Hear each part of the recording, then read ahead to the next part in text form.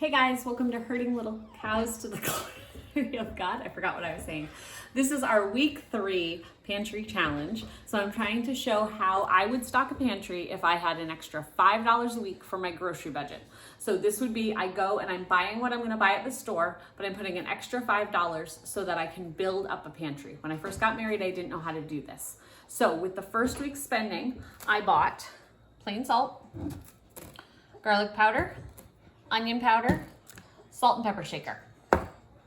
Lots of recipes call for salt because salt actually adds a lot of flavor to food. If you make bread without salt, you're really gonna notice the difference.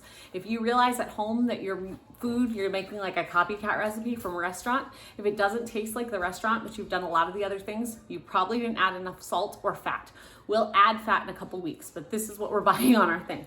So these ingredients right here cost $4.67. So I went into week 2 with $5.33 to spend. I bought a bag of sugar and yeast. Those two items cost me $4.28. I bought sugar because you can use it to add to a lot of things that you're already going to be doing at home. Like if you make coffee and the different things that you have, you're gonna use sugar regularly anyway, but we're gonna need sugar and yeast to use for this 3rd week's challenge. So I went into the 3rd week with $1.05 left from week 4. Adding that to the $5, I have $6.05 to spend. And so what I purchased for week 3 is all-purpose flour, and 12 dozen eggs. Not 12 dozen eggs, just 1 dozen eggs. The flour is all-purpose flour. I had someone ask me.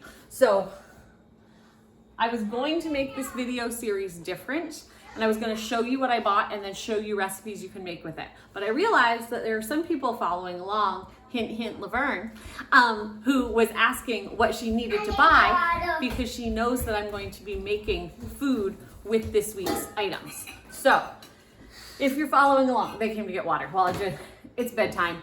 You're always thirsty at bedtime because you get out of bed that way. Anyway, so with this week's items, I am going to be making some recipes that I will be showing you how to make. The first recipe should be coming out tomorrow if I'm on my game. And we're gonna be making English muffin bread, which has like the big holes like English muffins do. And it is super easy. And I think it's one of those recipes that's made with yeast. A lot of people are worried about cooking with yeast, but yeast is actually, you wanna see the baby? Yeah. This yeast recipe is actually kind of foolproof.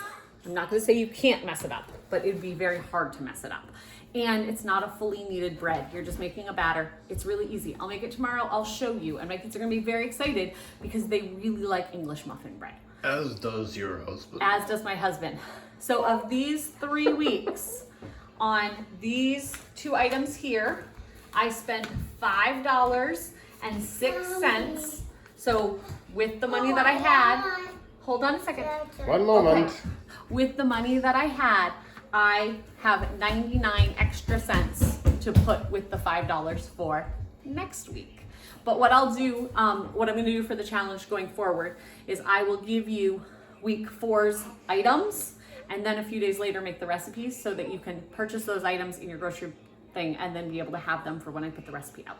So this week we're gonna make 2 different kinds of bread with the items that we have, and you'll also be able, I'll tell you some other foods you can make with this stuff. So we'll see you guys next time on Herding Little Cows to the Glory of God. Bye-bye. Bye-bye.